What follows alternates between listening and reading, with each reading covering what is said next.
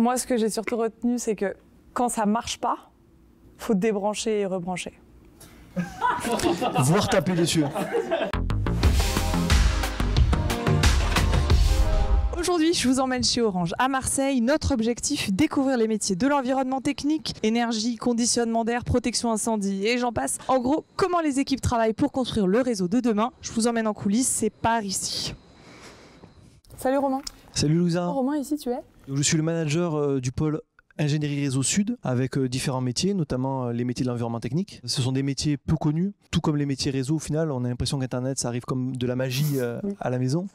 Et en fait, pas du tout. Une fois que les équipements réseau sont installés, on a besoin effectivement donc d'énergie, de climatisation, de détection incendie. Et tous ces métiers-là, toutes ces technologies-là, c'est l'environnement technique. Ok. Où est-ce que je peux aller voir les équipes ?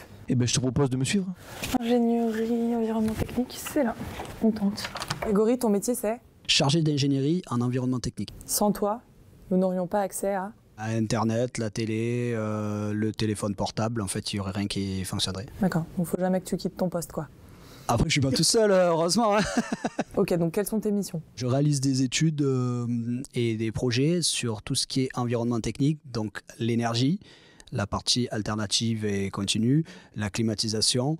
Donc on a des équipements en détente directe ou en eau glacée et la partie détection incendie pour la protection des locaux techniques. Grégory, quels sont les autres services avec lesquels tu travailles ? J'ai le réseau structurant, les faisceaux hertziens et le dégroupage principalement. Grégory, est-ce que vous bossez sur d'autres projets à l'environnement technique ? Oui, on a énormément de projets. Là d'ailleurs, il y a Nadir qui est à côté qui bosse sur une salle haut de réseau ici sur Marseille. Ok, donc je vais le voir.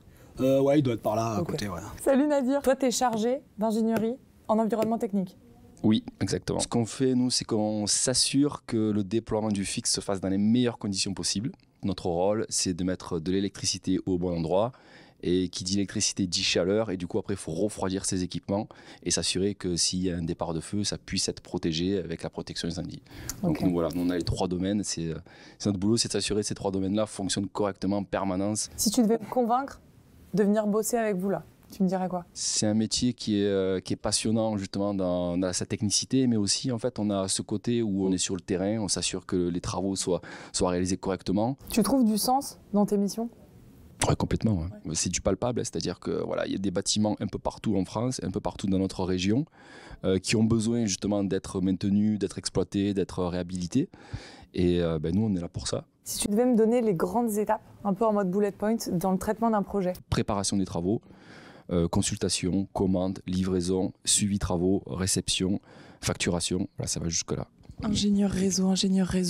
Est-ce que je prends cette porte ? Peut-être pas celle-là. Cédric, qu'est-ce que tu fais ici ? Je suis CIRS, donc concrètement chargé d'ingénierie réseau sur la partie fixe, Donc tu bosses avec Nadir ? sur la partie environnement technique. Je suis un peu dépendant de lui et lui et inversement. Tes principales missions, Cédric, c'est quoi ? Donc concrètement, c'est de déployer donc, le réseau de demain sur la partie fixe, donc tous les équipements qui sont amenés à venir, étant donné qu'on est en évolution permanente sur les hauts débits et sur la demande qui ne cesse d'augmenter. Quelles sont les compétences qu'il faut avoir sur ton métier ? De la rigueur principalement, d'avoir quand même des compétences techniques parce qu'on va déployer le réseau, mais il faut savoir ce qu'on va déployer et avoir une bonne sens de la communication avec notre partenaire parce que c'est eux qui vont aller sur le terrain déployer le réseau. Pourquoi tu as voulu intégrer Orange ? Orange, on va dire, c'est une histoire de famille. Parce que mon grand-père était au PTT, mon père était à France Télécom et moi je suis chez Orange. Voilà, c'est une histoire de famille et je suis très content d'être chez Orange. Quelles sont les salles que tu aimerais me montrer ? Un CDM, un répartiteur. Tu m'emmènes ? Allez, On va voir c'est ça. parti. Donc là, on est dans une salle technique. Donc là, vous pouvez voir le répartiteur optique. Ok, donc faut être fort en Scooby-Doo.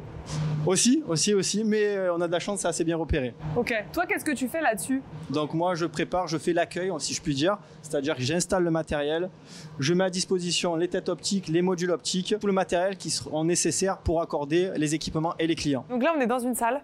Une salle HDRM. Quelle salle ? HDRM ? Ouais, eau de réseau mutualisé. C'est une salle d'hébergement en gros. Elle sert à accueillir des potentiels clients, des équipements sensibles pour l'architecture, que ce soit fibre, mobile, etc. Nous, on fait des équipements environnement technique, l'électricité, la clim et la protection incendie.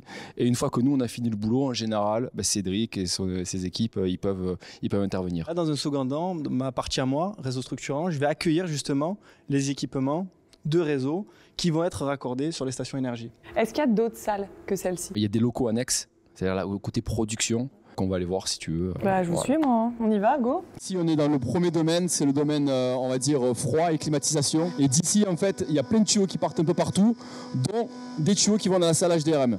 Donc là, on est où? On est dans une salle d'extinction incendie. Il y a un réservoir de gaz qui fait que si jamais il y a le feu qui se déclenche dans la salle HDRM, les bouteilles sous pression vont se relâcher et vont balancer un gaz qui permet d'étouffer le feu à l'intérieur de la salle. Trop bien. Est-ce qu'on visiterait pas une autre petite salle? Oui. Ah, super.